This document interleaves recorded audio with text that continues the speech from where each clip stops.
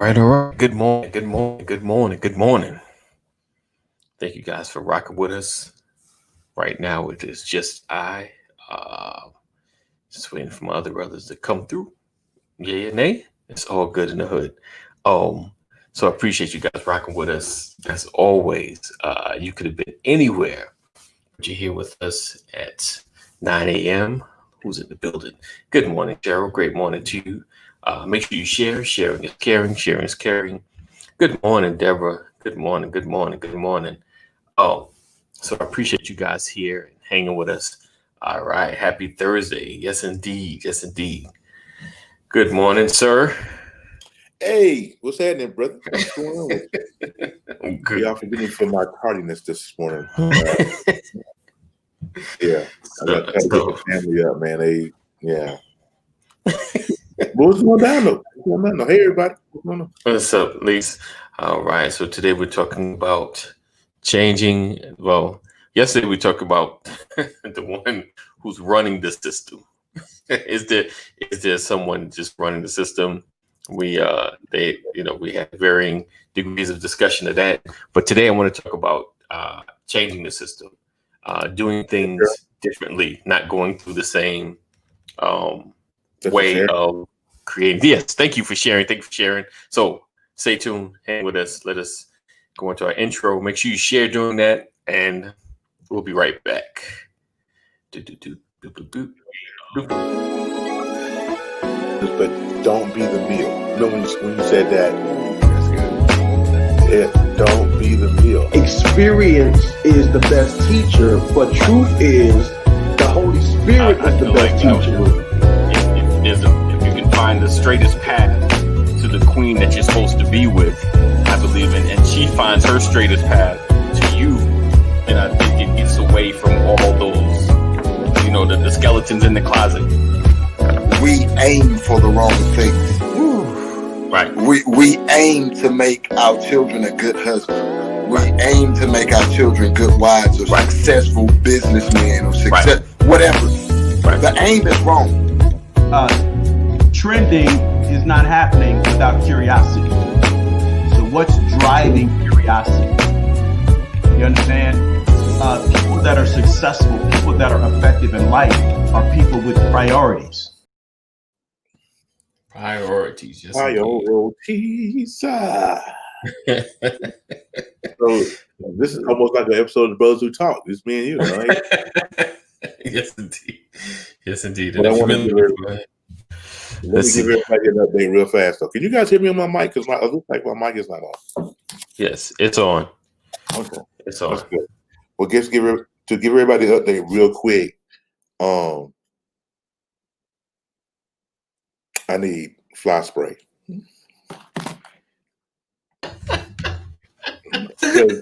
Yesterday morning I was fighting with one fly. Yes. Like he brought his whole family with him. Oh, not the whole family got a bunch on the light? Because that's what they go to. They gravitate to that light. I can't do that. Because Idaho has Idaho's full of dairies and cows and all that.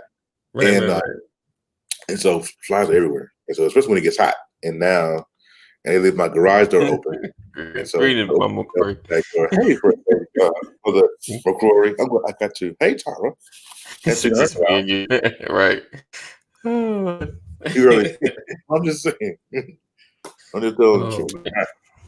All right. So what's the go? So we're talking about creating our own system, right? Mm-hmm. And how, to me, no one should be complaining about feeding into the machine, because I feel like there's so many ways to circumvent the machine. Just as an example, just let's say a musician, back in the day, you get your demo tape, then you got to hope that you run into somebody in the club like, yo, listen to my demo. And they check the demo out, they like it, they give you a call, then they hook you up, they take you to the record company. Hey, listen to his demo. Oh, this is dope. And then they put you in the machine, they get you in the studio, produce, boom, you rocking your thing, and then you blow up to it. Right? While of course your first deal, they get most of your money in your royalties. So, Of course. Yeah. whereas now, if I can sing and create something, I go online, I put it on YouTube. I say, "Hey Terry, share this out. Hey, share this out. Share this out. Share this out." Like, yo, he's dope. He's the bomb. And then you know my 10 subscribers turn into 1,000, turn into 10,000. You know, and I just blow up me and my crew. You know, we blow up. Right. But then, you know, now I still go to the record company, but it's a different conversation. It's more like I got 10 million already following me. I just want to get with y'all to blow up quicker and go international. You know, like I just so I can structure this right. But I'm still feeding into the machine. Right? Because I'm still going to them. They're still the gatekeepers to the world. I'm still using them as the gatekeepers to the world. As opposed to the system. Because like Lecrae, he started his own company. He did his own thing. He did for a moment, I think it's Columbia. He signed into a company, but he realized that he wasn't. Let's see, boom, boom. Now here you guys. Oh, hey, and yes, get your own entrepreneurs on. Yeah, produce exactly. And he signed into to that company, but he realized like he got used to putting his projects out when he wanted to put his projects out. But if you're part of a bigger company, now you have to wait because you know you can't compete against other artists. You know, you got to go in their time schedule, be in their time and their money. You know, so he realized having more control, having his own, gave him the flexibility to do his own thing.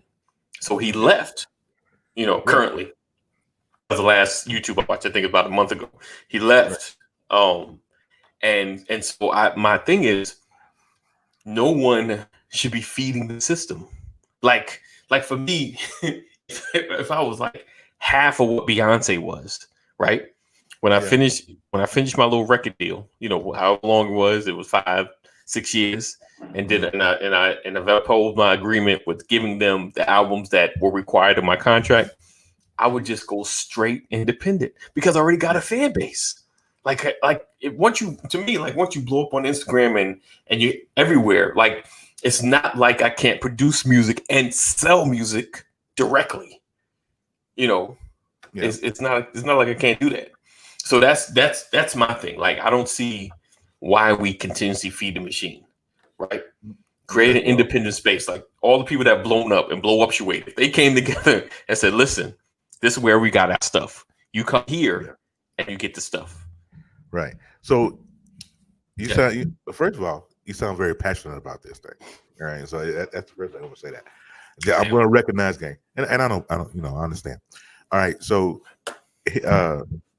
how we create our own system is this. First of all, realizing that we can create our own system. I think a lot of people, I've been, especially with this podcasting game and live streaming game, I've been having, you know, my doubts or whatever and feeling like, you know, I can't elevate to the next level. It's kind of just, you know, I'm gonna be here for the rest of my life. So first of all, we got to create our own system to first understand that we can create our own system and have our own. So it's just, you know, when we talk about Lecrae and him leaving his label and starting his own, when we go back to the record labels and we it's a different conversation and all that. You know, you ever heard that old statement? You know, it's all fun and games till the rabbit got the gun. That's what that is. When you create your own, you're able to go back and say, okay, well, nah, you're not gonna take 80% of my royalties. I'm going to, you know, I'm gonna take 10. You know what I'm saying? Can't take 30. Right. And to the record company's defense, I know if they signed Terry ain't really done much. You know, he's kind of like, he's dope lyrically. He got a great producer, but we don't know what the audience is going to respond. So now I'm funneling a ton of money into him, put him in a better studio, make sure his music is quality. You know what I'm saying? So I get it from a record company standpoint. It's an investment. You know, it's an investment. But you know, once my investment proves, you know, and unfortunately, if you like New Edition was stuck in like some 10-year contract, you know, we went from nothing to platinum artists, but we still get nothing kind of royalties. I really felt bad when I heard that joke. I was like, oh man, I was like, y'all blow up your weight and have all this, you know, and still going back to the hood. So I think good morning, Pastor. Good morning. Good morning. Good morning. I think I feel like a system for what purpose? Oh, what you mean? So but you got to listen to the conversation. We're so today we're talking about just creating our own system, because yesterday, of course, we talked about the man controlling and pulling the strings and all that good stuff. And a lot of times we get subjected to that based on coming into his system. And what I mean by that, at least in this context, is like if you're an artist or a record producer or something like that, generally back in the day, you would get a tape and you blow up your way by going through the record company. But nowadays, I can create my own, go on YouTube, create my own fan base, and sell my records directly, kind of like old school out of the trunk. But the whole world can see me selling, kind of like Chance. I think Chance the Rapper started like that, and still do well. Now I don't need the record company as much. I can just do my own. And my thing is, those that are even have the caliber of Beyonce as far as popular, why don't they start their own? Like once they get out of their contract, like this is it. Once I'm out of this contract, a lot of them are still in contract, and I get it. Once you're out of the contract, why not leave and be independent? Why not start your own? And that's kind of the context. Even that with TV, and we have an opportunity that those that are fans can directly connect with who they like. Okay. A lot of folks, you know what I think, and maybe I could be way off base here, but a lot of people that do that, and they're accustomed to being in the machine. They like the way it moves. They like the way it sounds. They like the way it flows. How my paychecks come every 2 weeks. We like the machine, right? Right. I could be wrong. I mean, it's just like with people that work, like me. Like, do you think I want to do, if I had my way, if I could, I would do this live streaming thing and monetize and do this full time, right? Gotcha. But I'm scared of it, right? Because I'm scared I'm gonna get out here and I'm gonna fall on my face. So some people like the machine. I like going to work because I know I'm gonna get a paycheck every 2 weeks. So we some of us love the sound of the machine, and they don't want to. They're afraid to do the footwork, right? And I'm talking just for Terry now. I mean, I can't think for everybody else, but just Terry. Sometimes we get to the point where we're afraid of the footwork. I'm like, well, I can just stay here where I know it's comfortable. That's the reason why some people don't leave the companies after they, hey, Paul. And, some people don't leave because they're accustomed to it. Why quit? Do something that's unforeseen when I know this is working. I'm going to get that 2.5 mil every 2 weeks. You know what I'm saying? So, why come out the system? Yeah, I got why it. Come out? I got it. I mean, because I even thought about like I don't know where we at with the Nick Cannon thing, but I know like I heard nothing else. He's still fired. He's still fired. I mean, like something like the what you would call it, Wilding Out. That's was such a great concept. It was new on TV. I mean, real talk. We've been doing that in our lunchrooms since the 80s. We've been having our own Wilding Out shows, but why not, take the concept, somewhere else? And I know as far as branding, you can't take, he probably can't take it because, he did it under the guise of, I guess, of MTV or VH1, whoever was owning with Viacom, I know. So just, I mean, the concept, he can't, it's kind of like, remember your mama show when they used to battle it out, why not take something and make it your own, do it on YouTube or, because you monetize in the places and build your own, and like I said, maybe it's the comfortability, I know going from your $2 million a week check to kind of like barely screeching up $10,000 a week, when you first start out, because your face will bring the people, and you got to build up your audience again. Yeah. What you think, Pastor? Before you do that, Pastor, could somebody address? What's up? Could somebody address Mr. Memphis here? What's wrong with the system that's in place? Yeah. A lot. A lot. I mean, we got time. You got time? A lot. I mean, to be we can go through it. So it won't catch you off guard. Get over the hump. Yeah. I hear you, Right. BJ. Hey. Right. I Go ahead, mean, Pastor. Terry, you said it best. I mean, I guess the question for me is, the system that you're talking about. I mean, there's a system in place in America. There's a global system. There's an American system, Moses. right? There's so which system are you talking about? Because if you're talking about the limitations that are put on you because your fame was built under the umbrella of someone else's ownership, then you have to take what comes with that. Right. Right. I mean, Tyler Perry started out just selling VHS tapes. Right. Live selling tapes. Yeah. And now he owns his own studio, and people come to him. Right. But how much did he have to fight to get there? Right. Exactly. That's true. We see the success, but we don't know the story. Right. That's true. But he hustled, he pressed, he never gave up, and the process, is over years. People have lived and died while he was in the grind. Think about it. Right. People have come into the business, pressed their way, failed, and died while he was still climbing. Right. Right. And today, he signs the checks. He sure do. Right. So he sure does. Mr. Perry to you. And to us, Mr. Perry. It's Mr. Perry to us. It's Mr. Perry, so silly. Yeah. TD Jakes said this. His testimony is, I answered the call to go preach. Mm-hmm. And when I started preaching, I was in a storefront and I had about 5 people in there. Right.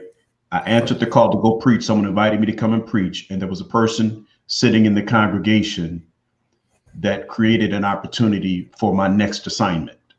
Right. I answered the call for that next assignment. And there was a person in the audience who heard me, who paved the way for my next assignment. Right. I answered that assignment, and I happened to be preaching, and the person who owns a television network heard me preach and put me on his show, TBN. And then everything else was just, and it was all about answering the call for TD Jakes. Right. Pick up the phone. Right. Well, I mean, this was, it was a spiritual thing for him. Yeah. He had to decide whether he was going to go preach. Right. He also had to hear from God the word that was going to come out of his mouth. Right. Mm-hmm. So there's a whole lot of obedience and sacrifice. Oh yeah. That went into that. Right. And he had to be prepared. I mean, Malcolm Gladwell says it in Outliers. When you put the time in, when preparation meets opportunity, things can happen. Right. So I mean, okay. So let's kind of talk Tyler Perry. Well, I don't know his stake in BET Plus. I know he's been pushing it, like he's been on the ads and things of that nature. So I don't know his financial stake. It seemed like it's his, but it's still Viacom's. So I always think, I mean, which works, but like we talk about feeding into the system, I guess them pulling the strings and what comes out and what is shown to us and things of that nature, like radio. Now radio is basically consolidated to maybe like 3 or 4 companies. There aren't many independent radio stations any longer. And of course that's because they probably bought them out and just grew and no one was there to kind of rein them in or stop the purchases. But I think about, we talk about what we hear all the time in our national radio, like, the messages that's being spoken, nationally, even on TV, some of the shows have changed quite significantly. And we talk about in the system, and what I mean by the system of, what we are limited on seeing in a sense. How do we, and people complain like they don't get enough money for the work that they do. They don't, like a lot of Black actresses and actors have talked about not receiving enough pay or compensation based on their white counterparts. And I think about, what if, creating, and not our own, just like a Black thing, but more of a, I don't know, a better run system where it's only it's less few. It's not just the same controlling entities that have been at the top forever, if that makes sense. So and creating your own system, and with Tyler Perry, he's kind of like there in a sense. He's still relying on BET to push out his material. Why, you said he's still relying on BET to push out his material? In a sense, yeah, because he doesn't have his own channel. That's probably because he doesn't want it. Right. I don't think he's relying on BET when you consider, see, influence is an amazing thing. Mm-hmm. Right. Tyler Perry will tell you that he picks and chooses projects. Right. See, when you're beginning, you just hope that somebody invites you in. Right. Then you get to a point to where you decide whether or not you want to even do that. Mm-hmm. Right. I'm sorry. You begin with going out there and trying out for everything. You audition. Right. That turns into people inviting you to audition. Right. That turns into people calling you and saying, I created this just for you. Right. That turns into you saying, or you picking and choosing whether or not you even want to be bothered. Right. So I don't think Tyler Perry is depending on the system at this point. I think that the level of influence he has, he's become part of the system. Right. He's grown to that. He's evolved to that. Right. I got you. And you can do that. I mean, it's, I think people are chosen for certain things. Not everybody was chosen to be a Tyler Perry. Right. Else we'd have them all over the place. Right. But he had to do the work. And it's like that with anything, isn't it? Yeah. Right. That's what how did Usher become Usher? Right. Yeah. Right. He had to get in the studio and do the work. I'm just picking random people. No. I mean, of course. How did Barack Obama become president? When he got his opportunity to speak at the DNC in 2004, he was ready. Yeah, he was. He was. But guess how many times he had to be ready prior to that appointment? Right. It's the grind. It's the grind. And so what do you say to the person that's grinding every day that ends up with nothing? I say that's a misnomer. I don't understand that, because you don't have to be famous to be effective. Exactly. Not everybody is going to be, on NBC or ABC, but that doesn't make you effective. The question is, have you answered the call, and are you fulfilling the purpose, or are you just chasing something? Yeah. Did you pick up the phone? That's kind of, when I hear answering calls, that's what I'm talking about. I mean, going back to Tyler Perry and like to Pastor's point, he's in a different position. I mean, like he said, BET is not really necessarily he's waiting on them to push out this stuff. It's just like somebody said in the chat, I think it was Tara, he could pick and choose, and Pastor Brian said he could pick and choose. So it's a different position. I think about, I don't know if you guys listen to Joe Budden, his podcast, the rapper Joe Budden. Yeah, if you haven't listened to any of his podcasts, get on it, right? Because and the reason why I say that is because he was talking to Charlamagne the God the other day about owning your own, right? And not having to follow. I mean, he works for the Breakfast Club, and they work for the survey station and all that.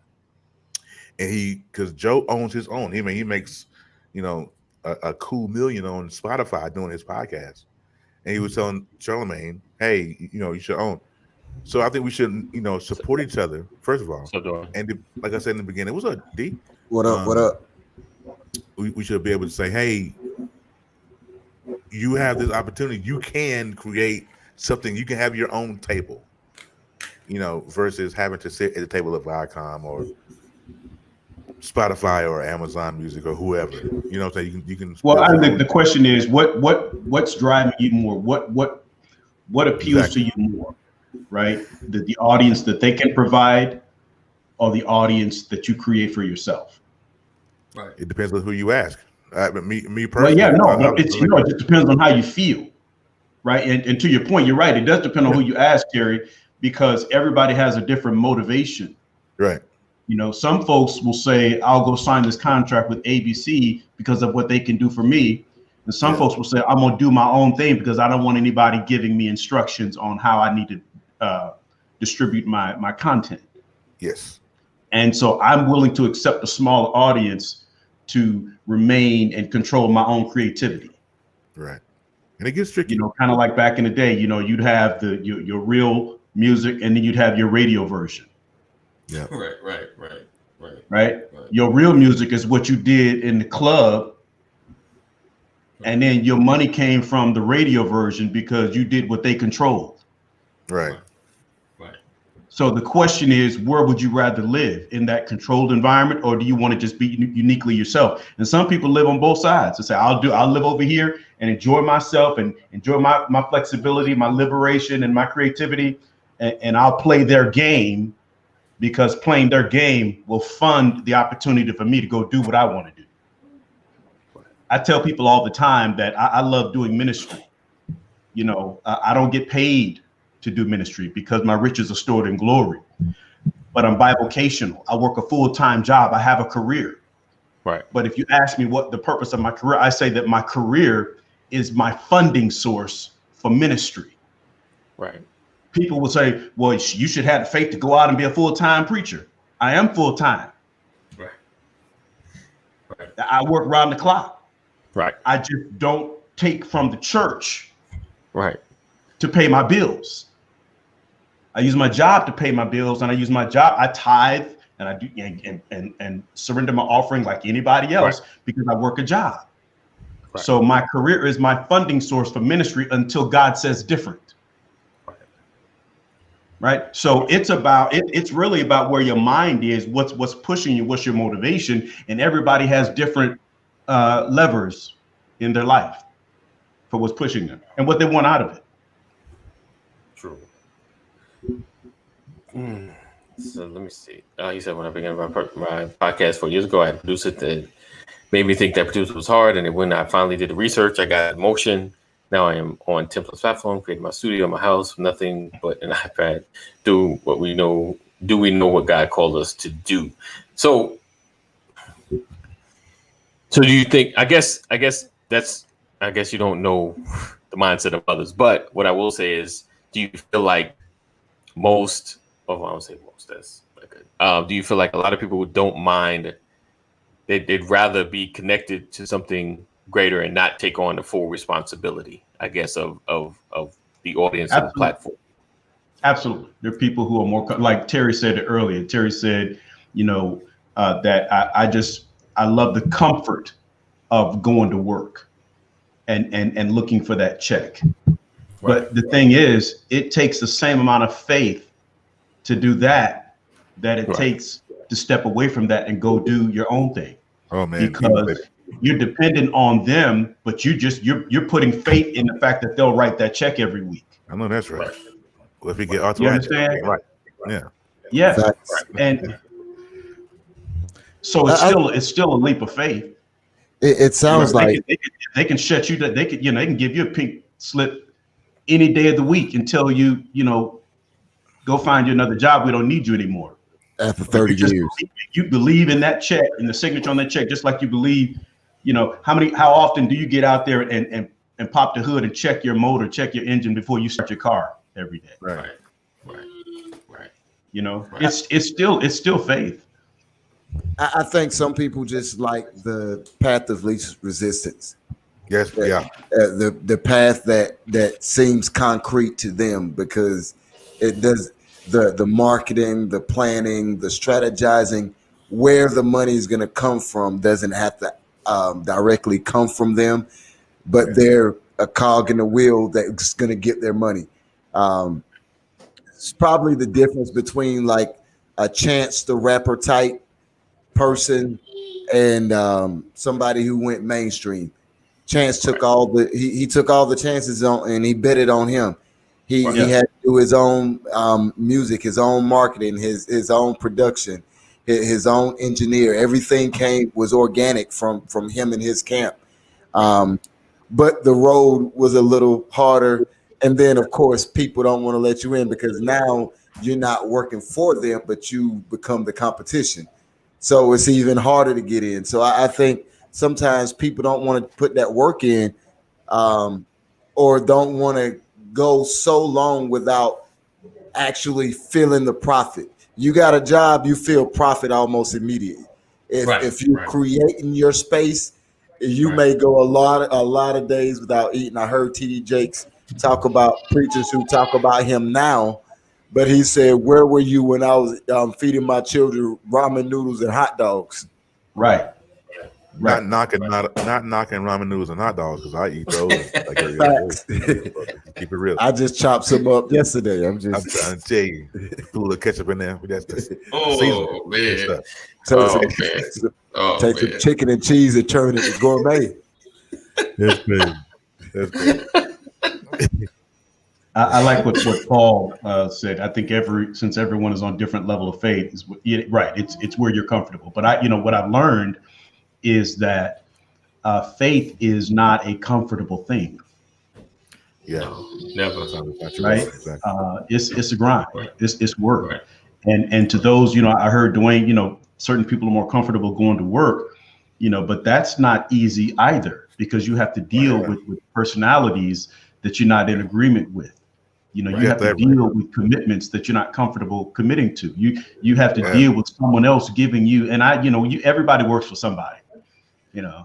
I've been married over 20 years. I've been married for 3 times. Let's get off the ramen, because I promise y'all don't want to hear my ramen stories.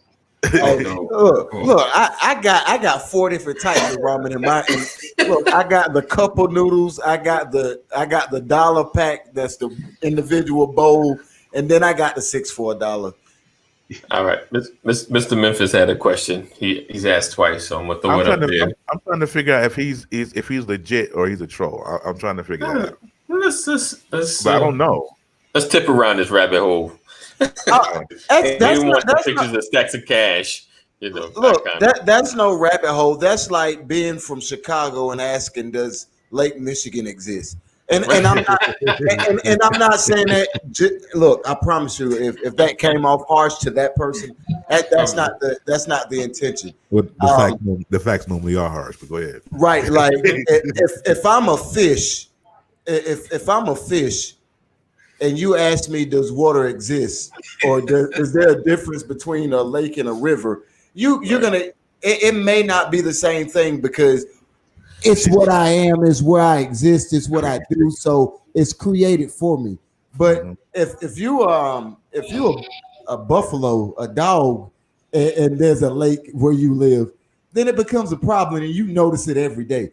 Long story short, if you don't have to deal with it and it doesn't present an obstacle to your life, it may not exist to you. Right. But the truth of the matter is, as long as we have sentencing disparages, then it exists. As long as any fallout from redlining exists, then it exists. As long as we have a system where a white police officer can, on camera, commit murder by the elements of any statute or code for any state and don't get charged for murder, it exists. That's you know what, Dwayne, and I respect everything you just said. You took a 3-minute response for a 30-second answer. Listen, brother, Mr. Memphis one. Yes, there is a system. I don't understand it, and if you've been I'm sure you're probably a man of a certain age, and if you have not seen what the society is now, and you still have to ask that question. First of all, either you choose to, you know it's there and don't care, or you're just really ignorant to the fact that of how society is flowing. So yeah, but the reason I answered it that way, Terry, because sometimes I don't know, you got to break it down. I feel you. He might have invited somebody to watch the broadcast that he wanted to listen, and maybe he was asking a question that he wanted an answer. I'm just, that could be way out in left field. I got you. Let me quote this great dude that I know. It's a real cool dude He lived down there in Atlanta. You know, he's got a church called Solomon Temple, and it says this: "Miss me with the." Come on, that's a question. Appreciate you, Paul. Make sure you follow. Make sure you follow. Thank you, Paul. Share to your people. I think I saw you share. Appreciate that. It's not technically a podcast yet, but it will be. How do you suggest people react to it in each area of activity? React to what specifically? I guess, Yeah. Bring down some more, Mr. Memphis. The system of white supremacy. You gotta have to be specific because there's so many different areas. I mean, right. And here's the thing. This and I'm pretty sure this is everybody's on here's stance, but everybody can speak to it for themselves. Yeah. White supremacy systematically is absolutely a reality to black and brown people in America. Absolutely. Yeah. However, we do hold this to be absolutely true.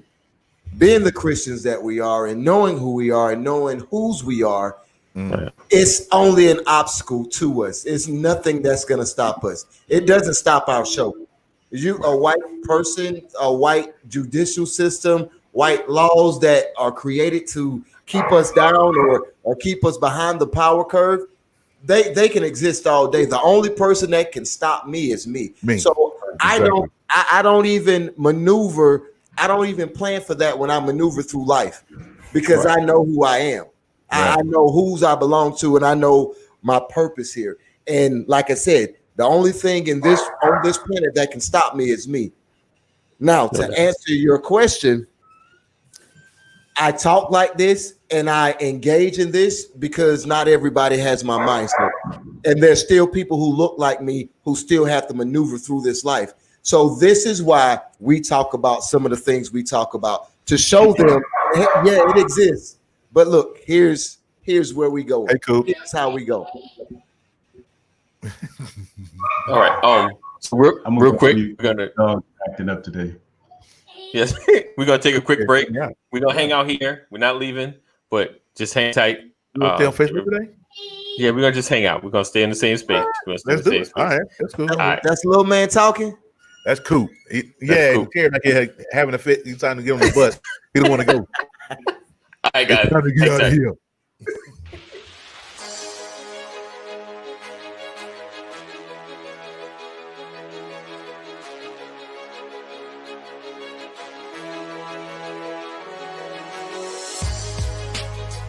I appreciate you supporting the Brothers of Legacy broadcast. In this space, we are in the process of expanding. And what does that mean?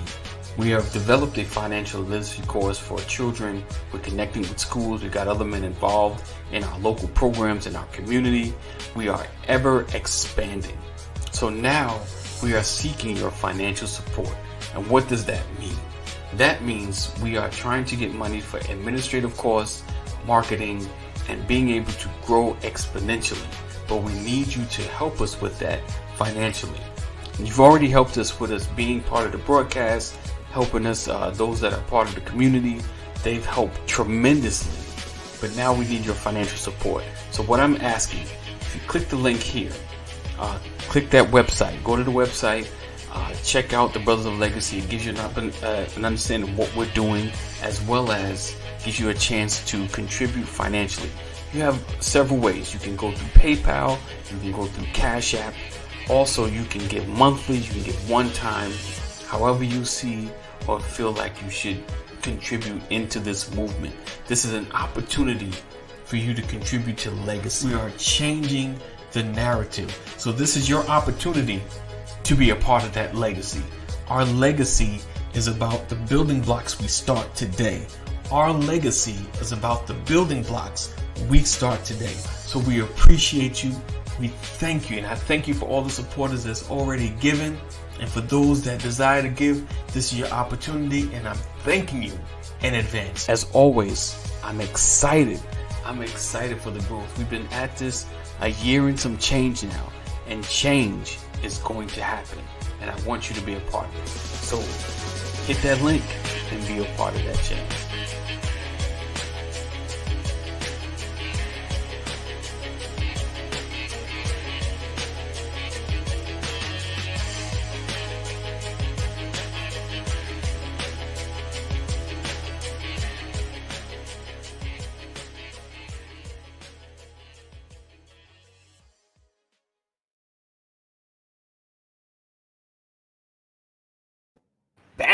in the building. That commercial break was brought to you by AD Graphics. AD does all the graphics. Just in case you guys don't know, if you are in the podcast and live streaming game, you need.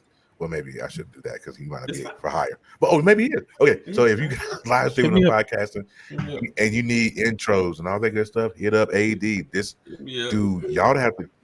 I'm gonna need for y'all to run it back to the first episode of Brothers Legacy. I need for y'all to run it all the way back to the first episode. Come on.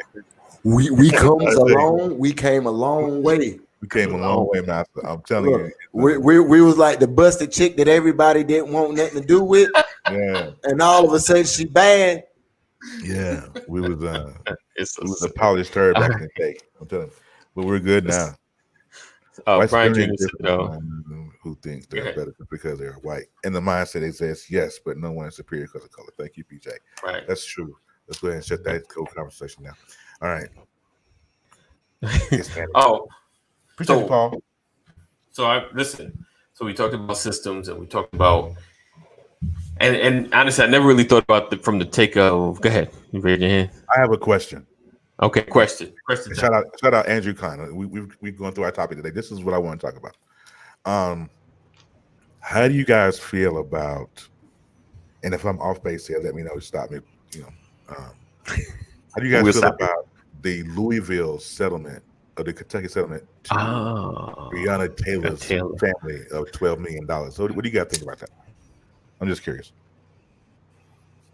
In what way? Are you saying, like, are we satisfied? Are we glad that they reached a settlement? Are we? That's what I'm asking. Where do you feel? I mean, for me, justice hasn't been served. Right. Yeah. When you first how do you give me a settlement and you ain't charged nobody? Right. Because financial compensation for the loss of life is one thing, but injustice can't. Right. What is the price of injustice? Right. Hush money. Exactly. They give them some money and they'll stop making a big deal out of it. Which I hope is not the case. Right. Yeah. I don't trust Kentucky right now. Yeah, I don't trust Kentucky either. I mean, I never have actually. So I know what no part of it. No. I just it's so typical. Here, shut your mouth. Like Pastor said, hush money. Pretty great. It's like it is. How many crimes have happened against unarmed black people since that time, where we've seen a whole lot of people charged? Yeah. And we got NBA players in the bubble still saying we're not doing this until we get justice for Breonna. Right. But just why? Why money once again? Right. Just like Freddie Gray. Right. Yeah. Right. But why is it? Why is it that they just automatically feel like money soothes us? I mean, I in this case with Breonna and the family getting a civil suit, you said, "Oh, Georgia." Wait, don't you live in Georgia? Wait a minute. Right. Cool. Thank you, Paul. Have a great one, Paul. And we got that settlement, and it's kind of a first step now. If charges are coming behind it, right, for these officers, then I can see all of that. But they settle out of a wrongful death. See, the whole phrase "wrongful death" lets you know that somebody died because somebody was wrong, right? So what the charges at?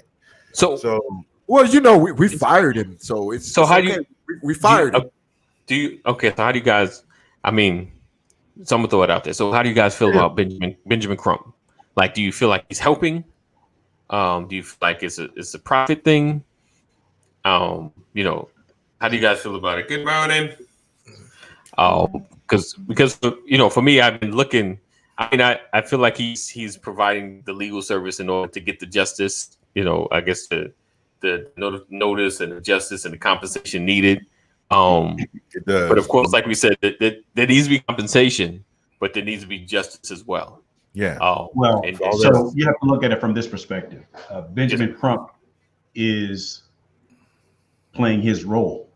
Right. Yeah. right? He's bringing exposure. He's bringing light to the situation. He's fighting for their rights. He's getting compensation. In this world, somehow we got to the place where money, like McNair, where money lightens the blow, it softens the blow. Mm-hmm. And I struggle with that because I know money does not soften the blow. But I've also learned that if you want to effect change in America, you have to hit them where it hurts. And the only way to affect change in America is to hit them in their pocket. So I understand that. So if you got to fight for that, get that money, but get the purpose fulfilled also. I'll be right back, fellas. Right. Yeah. And with my opinion of Crump, and I think he's doing what he can. Yeah. Right. I'm with Crump. And then the rest of the thing, and I thought you almost said you with Trump. I was finna say you Boy, changed sides. Don't you ever. I'm joking.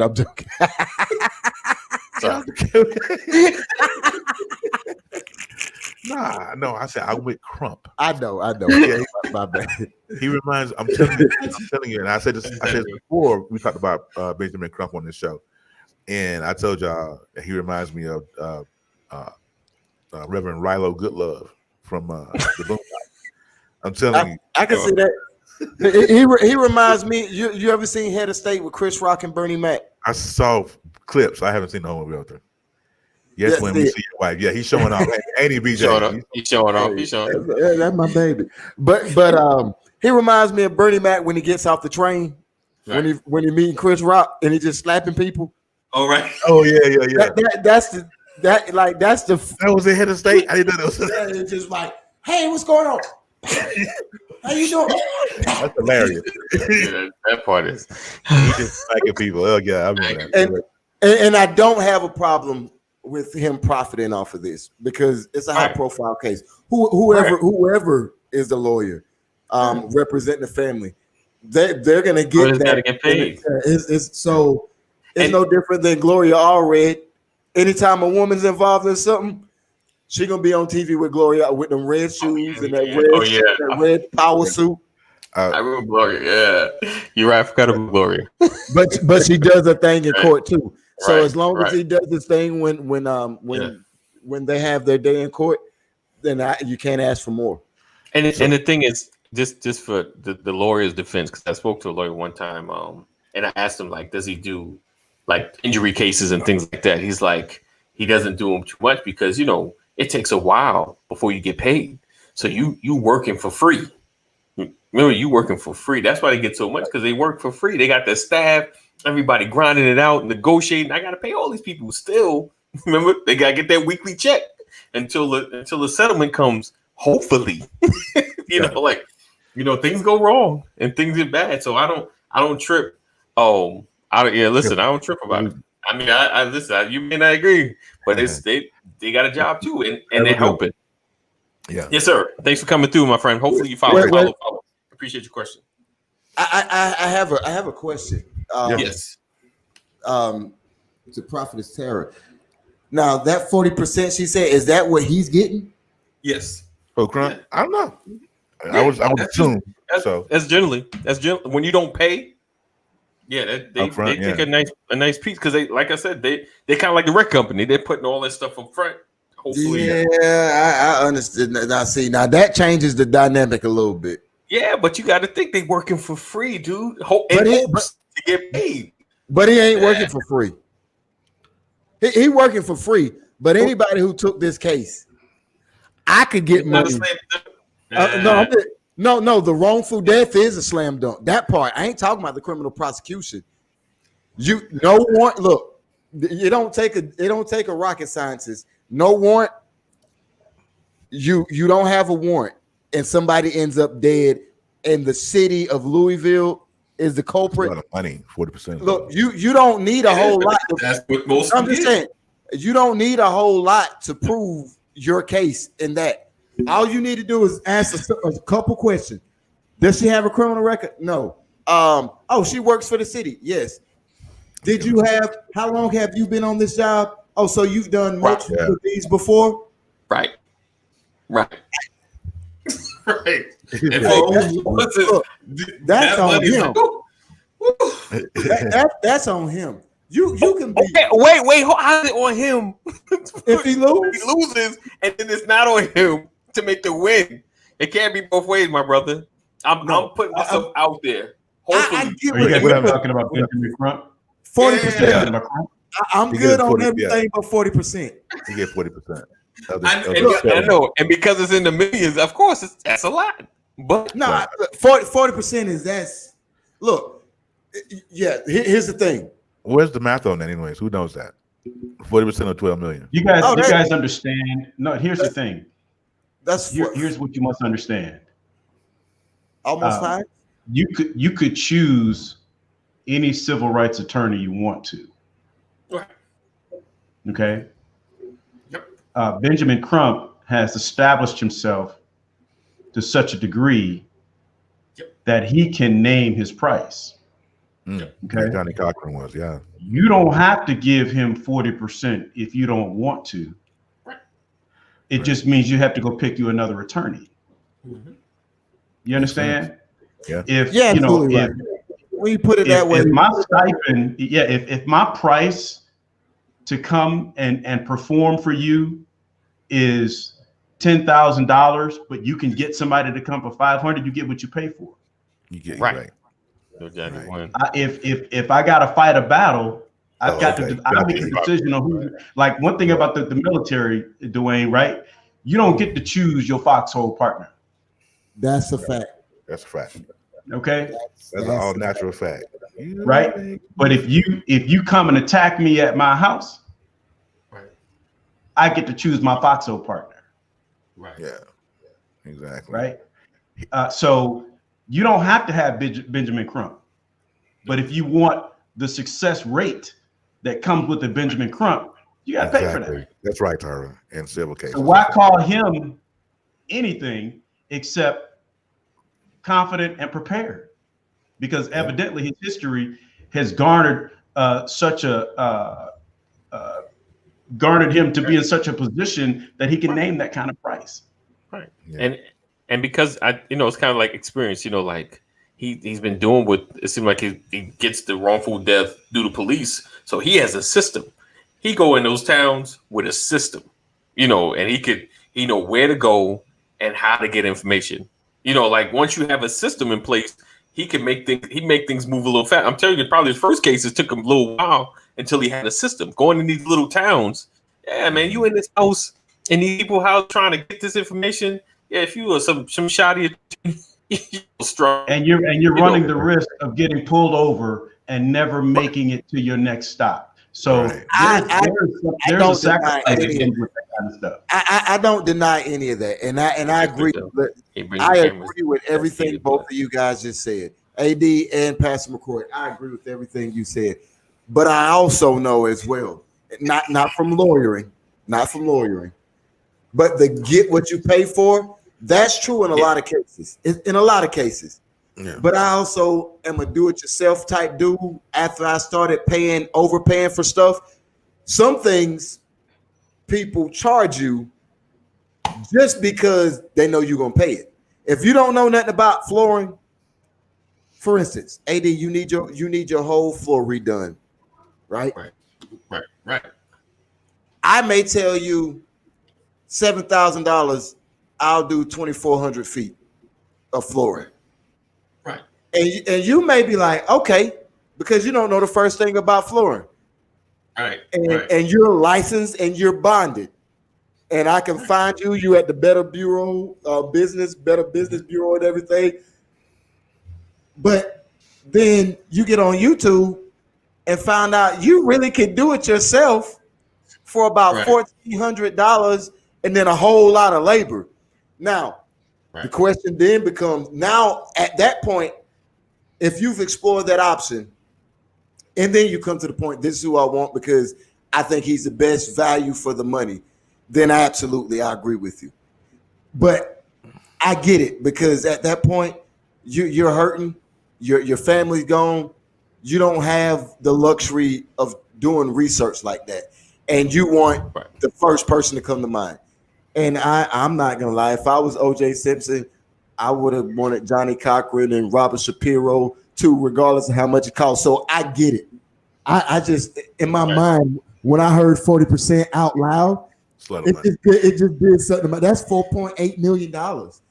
I mean, for $12 million, that just did something. But it's your point is, I was looking at E Sharp. I questioned the success rate though. He brings the cameras that's needed. But and here's the thing that I'll say. I love your comparison, Dwayne. That works great for floors and changing the oil in my car. Right. But if my wife needs open heart surgery, I can't go to YouTube. Facts. Right. So it's relative. It has to be relative. You know, I want to go get an expert when I can't go to YouTube. Right. When I consider the outcome, you know, when I consider what's at risk, what's at stake. Right. That determines what I'm willing to pay. Now, when you say he brings the cameras, but I will tell you this, right? When you bring the camera, you bring exposure. You're shedding the light on something, but you're not only shedding the light on the problem, you're also exposing the problem to resources, because there could be somebody that's not on camera that says, I got insight, I can go help in this area. You never see their face, but because Crump was there and they have confidence in Crump, they'll come and help. So when you shine the light, you know, you're not just exposing the wound, you're also inviting resources to the table.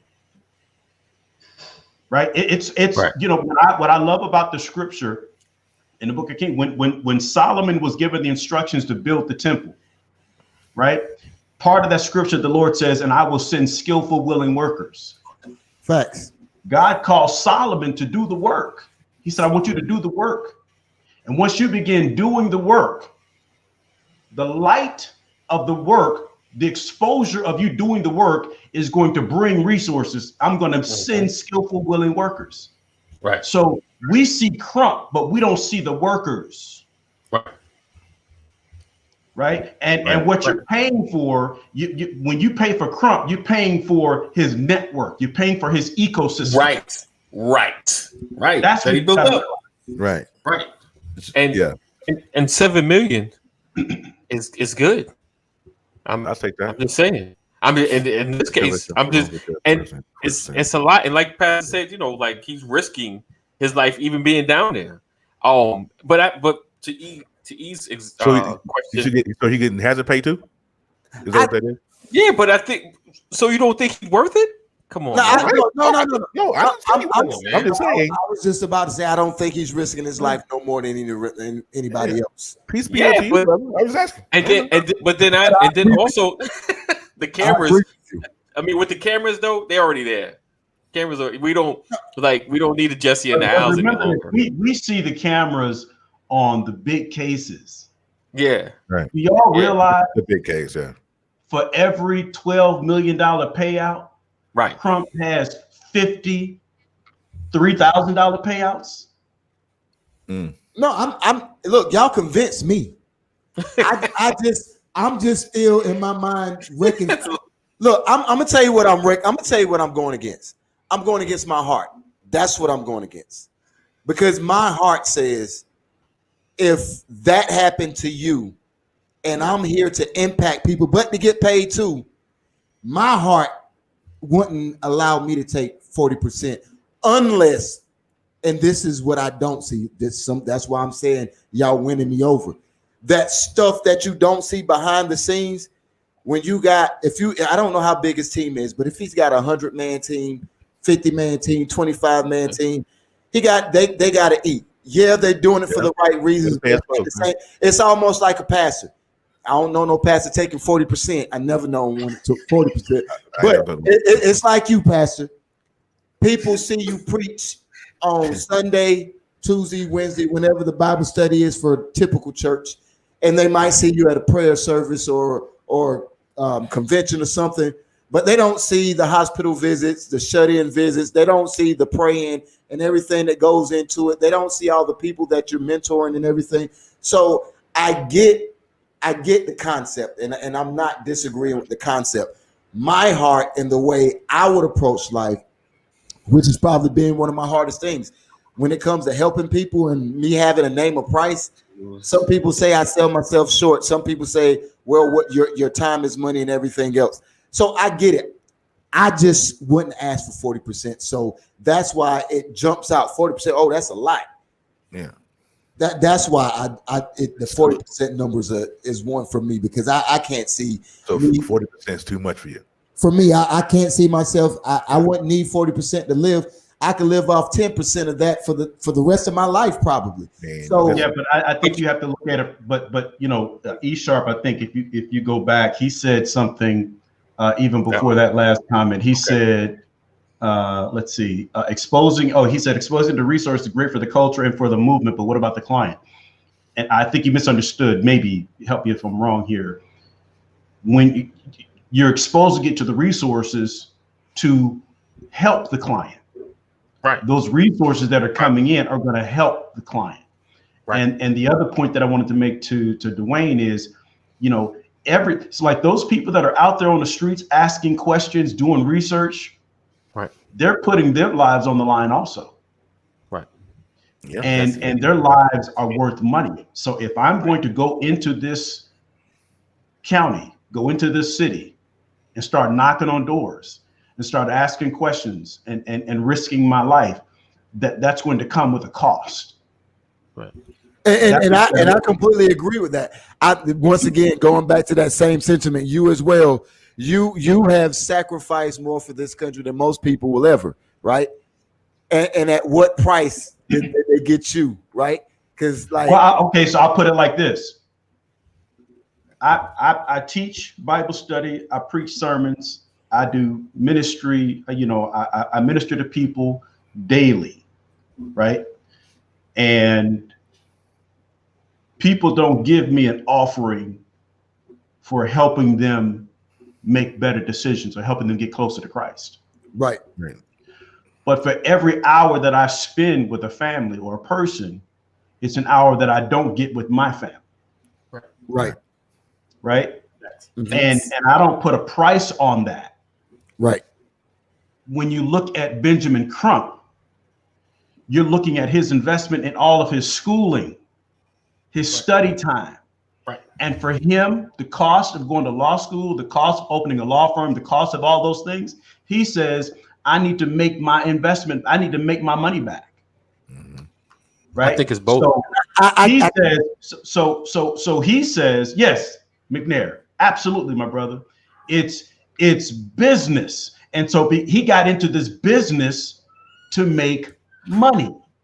And he chose a line of business that comes with higher risk. Right. But with a higher risk, there's a higher reward. Right. I understand where you're going. I just disagree with that. The last sentiment that you gave, I disagree. I'm not going to bring up me being a cop because cops are the reason why we're having these conversations now. But I will bring up my soldier days. Look, I've known people who've died and are forgotten about, and they family got $400,000 in insurance money, and they made $1,800 monthly. The line of work being dangerous, it's a choice. It being business, anything you say off the strength of it being business, I'll shut up on. There is no comeback for that. But the other, like the lawyer, is the cost. Law school ain't that expensive. I know public defenders not making 6 digits. Right. So I can't completely co-sign that, but I understand where you're coming from. Because I'll say this to you. They may not be making 6 figures, but I bet they want to. Oh, absolutely. No, yeah. And they're salivating over Ben Crump right now. They're like, man, I need his formula. I guarantee you that. I absolutely, I won't argue that point at all. Yeah. What I would say, there's times where I've had to go in, you know, when you talk about the risk, you know, think about this. I have been given a word from the Lord. Mm-hmm. And stood in front of a congregation, in front of a group, and have secretly, me and my wife have sign language when I'm preaching. Right. And I kid you not, I say, to my wife, be ready to go. RET, R-E-T, RET. Because after certain messages, You don't stick around. no sense to hang out. Right. Yeah. No sense to have dialogue afterwards because you know what's coming. There's times where you got to go preach that message and you got to get out. There's times where you can sit back and enjoy the fellowship hall and have the chicken dinner and all that afterwards. But there's other times where you got to get in there, preach the message and get out. There's times where I have preached a message and they have handed me an envelope.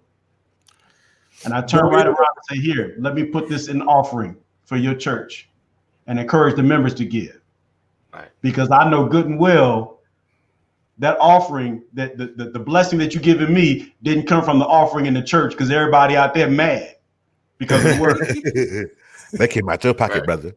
Hey, you know what? I feel that because, and now I'm gonna bring up a police story. It's 3 o'clock. It's 3 o'clock in the morning, 3 a.m. I'm on I-75, and And you calling Hillary Clinton? What? that was a good one. So that went over some people's head, but this guy, he left the parking lot of IHOP outside the Atlanta airport, and he's on 75 North. I call it in, and I hear the voice. Hey, look, you was preaching, but I was walking, but I got a message from the Lord, and it was one of those things like you playing spades and dominoes when you hear one of those things. All money ain't good money. All money ain't good money. Like, so I called to dispatch, and I was like, "Yep, don't send it. Don't send a second unit." I get to the car. I was like, "Sir, you was just bobbing and weaving a little bit. I just wanted to make sure you was woke. Have a nice day." I don't know what it was, but I know God. And I'm alive right now because I listened to God in Iraq. I should have been dead 3 different times that I know of in Iraq. Wow. And that little small still voice I listen to. Sometimes it's a tough call, and I think if a lot of other people, on a serious note, I think if a lot of people actually heard from God, we wouldn't be in the situations we're in now. But to your point, but think about what you're saying though, right? You went into the military. Right. You said hearing God saved your life, but you were still taking a major risk by being in the military, right? And you weren't making $100,000 a year, right? But if something happened to you, no one could pay for the absence of your life, for the loss of your life. There's not enough money to pay for that. You understand? And so when you go into this, you want to make sure that even if you can never replace the life, right? But what you can do is feel like you've made a difference, right? And so when people talk about 40%, 40% of nothing is nothing. Right. And the question is how much would you have gotten if you didn't call Crump? Right. You understand? Right. And so people can criticize Crump for taking 40%, but where would they be had they not called Crump? Right. You can't pay for the loss of life. You cannot. There's just no way. And I'm saying I don't care whether you come from, Buckhead or Bankhead in Georgia. Right. You can't pay for the loss of life. You can't pay for what that person meant to that family. Absolutely. Right. But what you can do is put that family into a position where they can feel better about moving forward in the absence of that, with that loss of life. You're not paying for that person. What you're doing is you're trying to supplement whatever that person would have brought to his family. Right. And the pain and the suffering and because you've cut off future generations by taking that life. Right. And my disagreement with the 40%, like I said, that's now that we've had this conversation, that's more of an internal fight with me. That's your morality. I didn't want to do that. I wouldn't do it. Yeah, but this is my he just don't like paying lawyers. Yeah, and Yeah, that's gotta be it. Yeah. no. This is my reasoning. This is my reasoning. And it's Hey, one of Cheryl. those things that Hey, gift, Cheryl. your gift is a curse. I believe that the most precious commodity ever created by God is people. Right. And on this earth, when people are gone, they don't come back. Right. You don't get them back, no. So love has always been demonstrated by Thank you. four people. So for me, if I know that it takes $1 million for me to live the life of my dreams, and I've made $1 million, I don't think, and I can't say with 100% accuracy, but I don't think that I would need to be motivated past that if I'm already there. And people would be my biggest concern. But that's me. And I realize that. And I realize that's not business. Yeah. That's the morality that I roll with. Yeah. I'll help a But person. research has shown, you know, when you consider and you're right. I mean, sometimes, you know, it's funny. Betty Crocker is a whole lot more effective in the kitchen than I am. I know that's right. Right. It may take me an hour and a half to prepare a meal that it takes Betty Crocker to prepare in about 20, 30 minutes. Right. Okay. Betty Crocker can charge more for that meal than I can. Right. But if you stood me next to Betty Crocker and asked, who would you rather have cooking for you? 9 times out of 10, the answer is going to be Betty Crocker. Right. Even though the price of her meal is higher than mine, I'm going to give you the same meal. Right. But the level of confidence that you have in me versus Betty Crocker, when you've never tasted any of my food. That manages, right? Right? That's why people have to have man. Yeah, absolutely. Yeah. Right. So the point I'm trying to make to you is, I think Brother McNair put it in the comments. It's business. It's business, but the thing is, what he has sacrificed and put into his business in terms of preparations and all the things that he put into getting him to that level, that's what you're paying for. Right. Because there are a lot of civil rights attorneys out there. And what I'm saying is, he woke up one day and said, I'm going to take 40% of everything, every settlement that I get or every case that I get.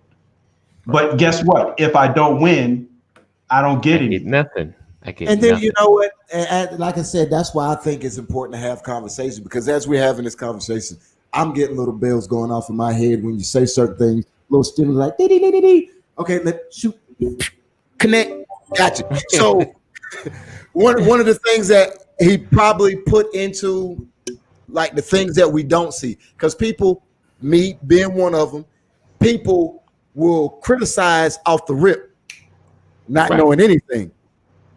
But he may say, okay, loss of life, they didn't have anything. They didn't have anything that was going to impede this being a slam dunk. So I know I want $4.8 million. That's what I want from this. Right. The family told me they need 7. I want them to have more than 7. And I think we can get 14. So let's go in at 13. They're gonna haggle with us. We're gonna get 12. Everybody gonna be happy. Right. That could have been his approach to it. Right. And we're look, in policing, it's hard to say this now. God knows. Everybody listen to forgive the police side of me. But in policing, we have this thing where when it comes to critiquing another cop's reaction, after something has happened, the standard by which we were told that we should be judged by, or we should judge ourselves by, another reasonable cop, would they have acted the same way in the exact same situation? That's the standard, right? So you have to take what another reasonable cop do that. And because it's hard to say what you would do in a situation that you've never been in. But that's what we all do with Benjamin. We don't know. Most of us, We don't know the first thing about lawyering, but we're quick 40%. Me included. 40%. Oh, no, that's crazy. I don't know. Look, I can't get with you on that one, man. See, personally, I stayed at a Holiday Inn last night.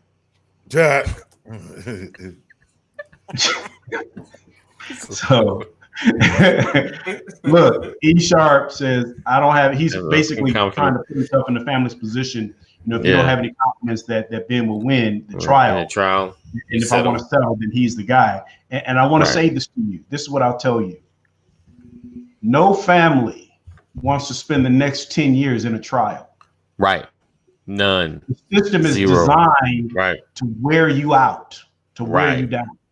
Right. That's how the system is designed. We opened this whole conversation about the system. And when it comes to the judicial system, you know, it's all about wearing you down to where you quit. Right. Lawsuits are about who lasts longer. Exhausting the funds. Yep. Right. Yep. And exhausting. And so and the thing is, until a lawyer gets paid, all they do is spend money. Right. And so that goes back to his 40%. And if you got Joe Blow, the lawyer, you know, that the local PD might like, we can wear them down. We'll wear them down. This dude ain't big enough to handle going for months. But you get Benjamin Crumb like, oh, this dude got all this money. He gonna wear us down. We'll give them what they ask for now because I don't want to fight with Trump. He can last as long as we want to last. Yeah, we got to food poison this dude before he get out of here. Before he go and that's why I said after having this conversation with you guys, it's different. I'm looking at it differently. All I was looking at was that initial 40%, and I couldn't get past 40%. I'm like 40%. That half. You ain't lose nobody in this, but thinking about the way that it makes sense. I get it. Because like Pastor said, 100% of zero is a whole lot less than 60% of 12 million. Yeah. Right. Yeah. Yeah. You know, it's funny. I listened to Jeffrey Gitomer, a professional speaker, enrichment speaker from back in the day. And he stood on stage and he would have like the Maytag man outfit on with a name tag. And people say, people say to me, why do you do enrichment or motivational presentations in a workman's uniform? He said, because I'm working. So I'm in my work uniform. Wow. And he said, somebody asked me, you know, why do I charge, you know, $150 a head for people coming to my seminars? He said, if you're willing to pay me $150, it's your level of confidence that you're going to leave with something more than you could have gotten if you didn't show up. Right. He says, you're not paying for this face. He says, I'm not even handsome, because he wasn't handsome. Right. He said, what you're paying is the time I spent reading and writing while you were watching television. Right. That's what you're paying for. Now, if you and he said, and anybody, he says, go talk to people that come to my seminars and ask them what they got out of it. Right.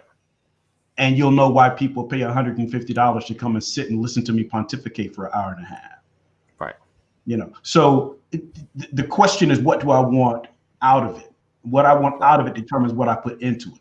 That's what Crump did for his career, and that's why they committed to 40% for the case, because of their expectations of what they're going to walk away with.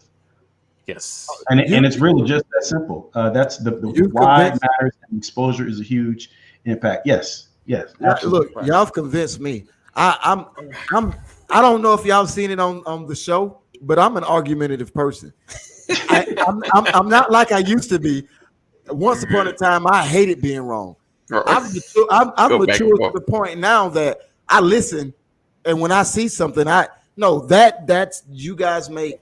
You build an amazing case. There we go. Putting for time and putting the work, right? Supply and demand, right there. And you're not. But the thing is, you're not wrong, Dwayne. I mean, your perspective is real. No, right. You know, because and so is the one you presented, though. Yeah, yeah. You have to. You know, how much the value that I put on myself may not be the value that you put on me. You put on right. That's the deal. That's the bartering. You already know there's some family members like, how much you getting? Right. You know they hot. Right. Oh, You know they mad. in, You know they mad. in the words of my family from South Carolina, else he did himself. I my people, we running a little long today, so we appreciate you guys rocking with us. Thank you for hanging out with us. Make sure you share. If you're on YouTube, make sure you subscribe. If you've not been to our YouTube channel, make sure you subscribe.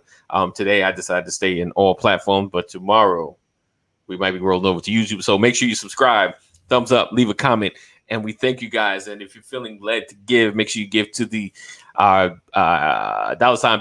2019 as we build a.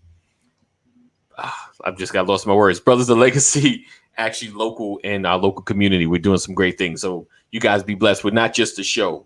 We're not just a show. We appreciate you guys. These are real conversations. Thank you for being a part. As always, and I'm talking really fast because I'm trying to close out. As always, know that we love you, but God loves you more. We guys will see you tomorrow.